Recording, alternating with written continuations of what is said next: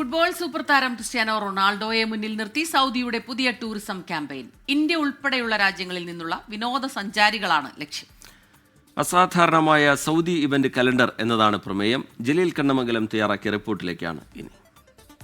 Cristiano Ronaldo സൗദിയിലെത്തിയ ശേഷം ഫുട്ബോളിൽ മാത്രമല്ല സൗദി ടൂറിസത്തിൻ്റെ കൂടി അംബാസഡറായി മാറുകയാണ്. റിയാദിൽ നടന്ന ഇ സ്പോർട്സ് ലോകകപ്പിൻ്റെ അംബാസഡറായിരുന്നു റൊണാൾഡോ. ഇപ്പോൾ സൗദി ടൂറിസത്തിൻ്റെ മൊത്തം അംബാസഡറായി മാറുകയാണ്. ഇതുമായി ബന്ധപ്പെട്ട ഒരു ക്യാമ്പയിൻ ഇപ്പോൾ ആരംഭിച്ചു. റൊണാൾഡോയുടെ വീഡിയോ പുറത്തിറങ്ങി. ആഗോള വിനോദസഞ്ചാരികളെ സൗദിയിലേക്ക് ക്ഷണിക്കുകയാണ് ഈ വീഡിയോ വഴി റൊണാൾഡോ.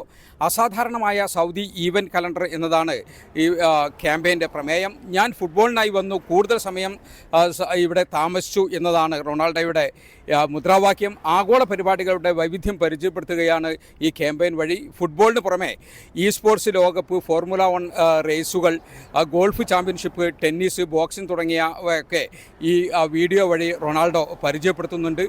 ഇന്ത്യ ഉൾപ്പെടെ ഇന്ത്യ, ചൈന, യൂറോപ്പ് തുടങ്ങിയ ആഗോള വിപണിയാണ് സൗദി ടൂറിസം മന്ത്രാലയത്തിൻ്റെ ലക്ഷ്യം.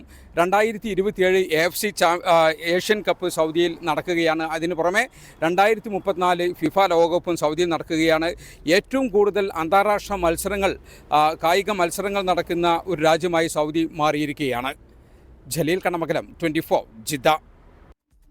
ലോകത്തെവിടെയായാലും ഏത് സമയത്തും 24 വാർത്തകളും ഓഗ്മെന്റഡ് റിയാലിറ്റി പാക്കേജുകളും എക്സ്പ്ലെയിനറുകളും വിശദമായി കാണാൻ ഞങ്ങളുടെ യൂട്യൂബ് ചാനൽ നിങ്ങൾക്ക് സബ്സ്ക്രൈബ് ചെയ്യാം.